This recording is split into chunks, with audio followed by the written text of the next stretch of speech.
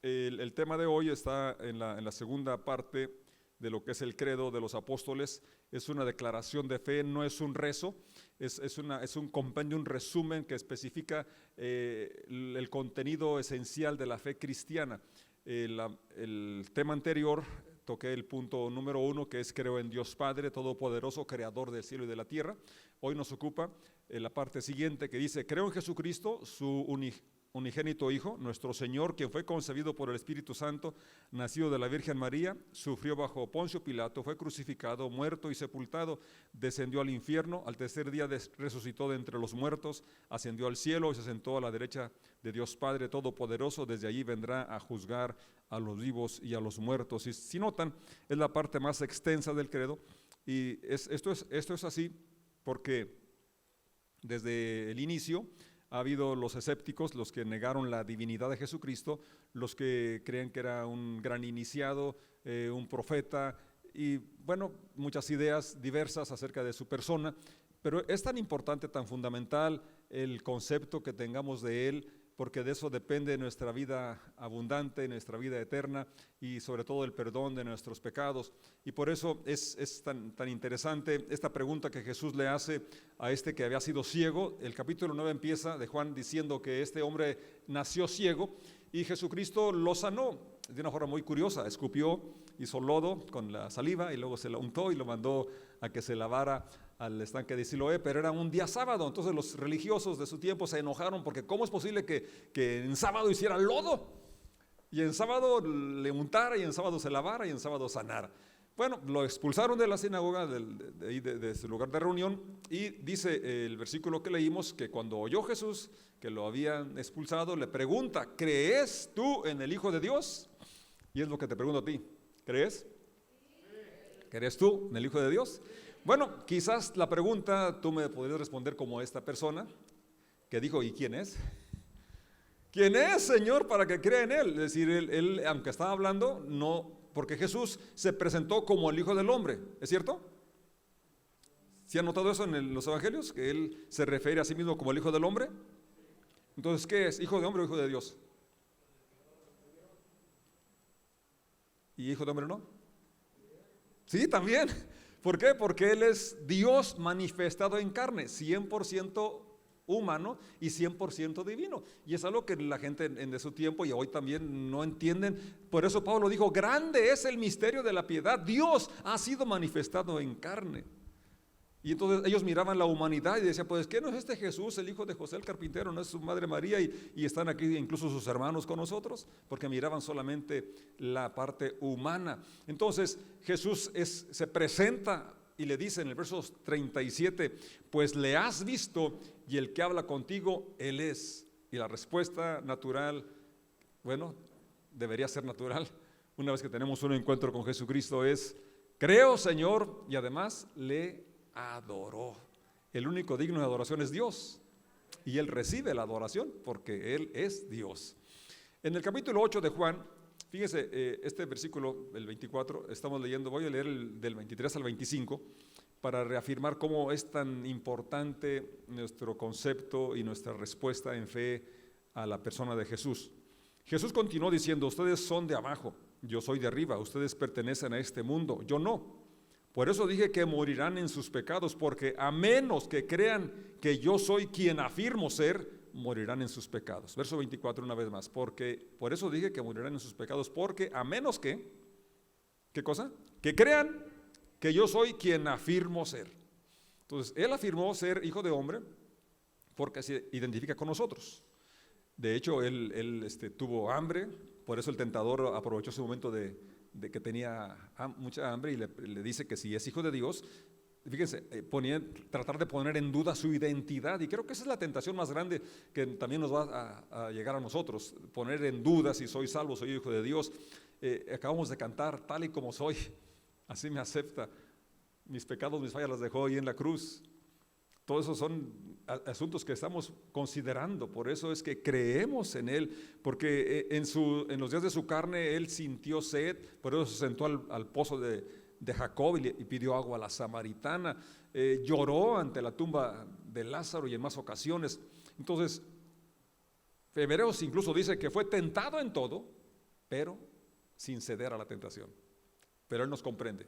Él sabe nuestras debilidades, sabe nuestra condición y por eso nos levanta una y otra vez. Entonces, a menos que crean que yo soy quien afirmo ser, sí, un hombre que nos conoce, fue un hombre que nos conoce, por tanto nos conoce, pero también afirmó ser Dios, afirmó ser hijo de Dios. Y cuando creemos en esa su identidad, en su realidad, eso es lo que entonces trae a nosotros la esperanza de la vida eterna. Cuando creemos que Él murió en mi lugar y que Él resucitó, entonces eso es cuando me libera de la carga de condenación, de culpabilidad que venía arrastrando por haber vivido fuera de su propósito, fuera de su voluntad.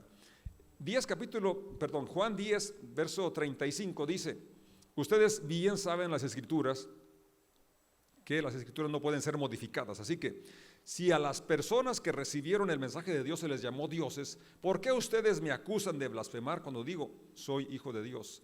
¿Qué decía él de sí mismo? Soy hijo de Dios. ¿Y qué decían las personas? Que era una blasfemia, porque al decir soy hijo de Dios, él se equiparaba igual a Dios. Y es que no fuera igual a Dios, Él es Dios, Él es Emmanuel, Él es Dios con nosotros. Después de todo, el Padre me separó y me envió al mundo. No me crean a menos que lleve a cabo las obras de mi Padre. Pero si hago su trabajo, entonces crean en las obras milagrosas que he hecho, aunque no me crean a mí. Entonces sabrán y entenderán que el Padre está en mí y yo estoy en el Padre. Parecía como un trabalengua, ¿no? Como que no era clara la expresión, pero era muy claro. Bueno, si no quieren creer por lo que soy, pues crean por lo que hago, porque Él estaba haciendo cosas que solamente Dios podía realizar. Por eso dice, pues es que entonces está bien, si ustedes me ven como el hijo de José, de María, de Nazaret, que no puede venir de ahí nada espectacular, bueno, pero crean por lo que estoy realizando, cosas que solamente Dios puede realizar, como ya dije, perdonar pecados, dar la vista a los ciegos, resucitar muertos, incluso calmar las tempestades. Él lo hizo más de una ocasión porque Él es Dios. Por eso es importante que tú y yo podamos creer en su persona, en su enseñanza y en lo que Él está haciendo el día de hoy. En Mateo 26, cuando Él está siendo juzgado y no contesta a Pilato, entonces dice el verso 63 del capítulo 26 de Mateo: Jesús guardó silencio, entonces el sumo sacerdote le dijo: te exijo, en el nombre del Dios viviente, que nos digas si eres el Mesías, el Hijo de Dios. Jesús respondió: tú lo has dicho. O mejor dicho, sí. Él dijo: sí soy. Así es. Y en el futuro verán al Hijo del Hombre sentado en el lugar de poder a la derecha de Dios, viniendo en las nubes del cielo. Tú lo has dicho. Esa declaración, él podía haber negado, decir: no, yo no dije eso, quise decir otra cosa, y lo hubieran salvado del juicio, porque lo estaban enjuiciando precisamente porque ellos consideraban una blasfemia que él, siendo hombre, se hiciera pasar por Dios. Pero él sostuvo la afirmación, incluso sabiendo lo que le esperaba, ¿sí? Entonces, él estaba defendiendo no una mentira, sino su identidad, y aunque le costara la vida, él iba a sostener, porque Él es nuestro Señor, nuestro Salvador. Pedro, una vez que es lleno del Espíritu Santo y está predicando su primer sermón, está confrontando a la multitud porque ellos habían crucificado al Mesías, y en el verso 33 del capítulo 2 de los Hechos les dice: ahora Él ha sido exaltado al lugar de más alto honor en el cielo, a la derecha de Dios, y el Padre, según lo había prometido, le dio el Espíritu Santo para que lo derramara sobre nosotros. Pedro está haciendo una declaración muy clara, que Jesucristo es quien derrama el Espíritu Santo sobre nosotros, es quien nos bautiza, como Juan ya lo ha anticipado, con el Espíritu Santo, tal como ustedes lo ven y lo escuchan. Y más adelante en el verso 36 dice: por tanto, que todo Israel sepa, y también todo San Francisco, todo Guanajuato, todo México, todo el mundo, sin lugar a dudas, que a este Jesús, a quien ustedes crucificaron, Dios lo ha hecho tanto Señor como Mesías. Él es Señor y el Cristo, el Mesías, el ungido que se esperaba, la esperanza que tenía Israel, ahí estaba contenida en Jesucristo. Él es el Salvador, pero también es el Señor, el dueño. Y en el capítulo 4, verso 12, también no puede ser más claro cuando dice: y en ningún otro hay salvación. No hay otro nombre dado a los hombres bajo el cielo en el cual podamos ser salvos, solo en el nombre de Jesucristo nuestro Señor. El capítulo 10, Pedro sigue en otro discurso y dice: y nosotros, los apóstoles, somos testigos de lo que Él hizo por toda Judea y en Jerusalén. Lo mataron colgándolo en la cruz, pero Dios lo resucitó al tercer día. Después Dios permitió que se apareciera, no al público en general, sino a nosotros, a quienes Dios había elegido de antemano para que fuéramos sus testigos. Nosotros fuimos los que comimos y bebimos con Él después de que se levantó de los muertos. Fíjate, Pedro y los otros anduvieron con Él y comieron, bebieron en muchas travesías, mirándolo hacer milagros y todo lo que enseñó. Pero también después de la resurrección, aquí dice que ellos comieron y bebieron, porque Jesucristo quiso que vieran que su cuerpo que había resucitado no era un espíritu solamente, sino que incluso podía comer y beber con ellos. Bueno, pero dice, el punto es este, el verso 42, y nos ordenó que predicásemos por todas partes y diéramos testimonio de que Jesús es a quien Dios designó para ser el juez de todos, de los que están vivos y de los muertos. 43, fíjate qué precioso versículo. De Él dan testimonio, de Jesús, de Jesucristo, todos los profetas, cuando dicen: a todo el que cree en Él se le perdonarán los pecados por medio de su nombre. A todo el que cree en Él se le perdonarán sus pecados. Yo experimenté esa bendición cuando tenía solo 11 años, pero ya era pecador. No solo porque nací pecador, sino porque ya había muchas maquinaciones pecaminosas en mi mente, en mi corazón. Y yo experimenté esa esperanza, esa liberación que Dios nos ofrece el día de hoy. Recibimos perdón de pecados, y eso, cuando eres libre de la culpabilidad, es una carga que se quita, que por eso escribe el apóstol: de modo que si alguno está en Cristo es nueva criatura, las cosas viejas pasaron aquí, todas son hechas nuevas. En Mateo 16 nos narra cuando Jesús les pregunta a los apóstoles que qué dice la gente acerca de Él, que quién es Él. Y le contestan, bueno, unos dicen que eres Juan Bautista, otros dicen que eres Elías, Jeremías o algunos de los profetas. Y en el verso 15, él es muy directo: ¿y ustedes quién dicen que soy? ¿Qué idea, qué concepto tienes tú de Jesucristo? Para ti, ¿quién es Jesucristo? Empezamos con una pregunta: ¿si crees que es el Hijo de Dios? Bueno, Pedro rápido contesta y dice, el verso 16, Simón Pedro contestó: tú eres el Mesías, eres el Cristo, eres el ungido, el Hijo del Dios viviente. Mira la respuesta del Señor. Jesús respondió: bendito eres bienaventurado, eres feliz, eres dichoso. Si tú, como Pedro, tienes esa concepción de Jesucristo, entonces eres feliz, eres bienaventurado, eres dichoso. Pero fíjate, no porque seas muy inteligente, no porque seas muy estudioso, sino ¿por qué? Porque mi Padre que está en el cielo te lo ha revelado. Lo que tienes hoy, tu conocimiento de Dios, no es por la inteligencia, ni porque vas a escuchar al pastor José o a otro pastor. No, es porque Dios, así como sanó a aquel ciego, quiso sanar nuestra ceguera espiritual. Nos quiso revelar su amor, su plan, su propósito. Obviamente es importante que alguien nos hable, porque Pablo dice: ¿cómo creerán si no hay quien les predique? ¿Cómo predicarán si no fueran enviados? Pero tú y yo somos enviados. Entonces hay un equipo que formamos, ¿verdad? Dios nos manda a predicar, y aquellos que son sensibles, humildes al mensaje, Dios nos revela su identidad, Dios nos revela su plan, nos revela su propósito. Ahora fíjate lo que sigue. Una vez que le dice que Pedro tiene esa revelación de quién es Jesús, pero también le dice otra cosa, el verso 18: ahora te digo que tú eres Pedro. Cuando tú y yo tenemos ese encuentro con Jesús y vemos su divinidad, su deidad, reconocemos que Él es Dios, que es nuestro Salvador, que es nuestro Señor, ahora también tenemos un concepto claro de nuestra propia identidad, la cual encontramos en Jesús. Él dice que somos hechos sus hijos, y es una identidad que nos sostiene, nos mantiene en cualquier circunstancia. Y dice el Señor: sobre esta roca edificaré mi iglesia. Y no se refería a Pedro, sino a la revelación de conocer quién es Jesús. La revelación de saber quién eres tú en Jesús también. Y de esa manera entonces dice, ni el poder de la muerte podrá detenerla o conquistar a la iglesia. Te daré las llaves del reino del cielo. Todo lo que prohíbas en la tierra será prohibido en el cielo. Todo lo que permitas en la tierra será permitido en el cielo.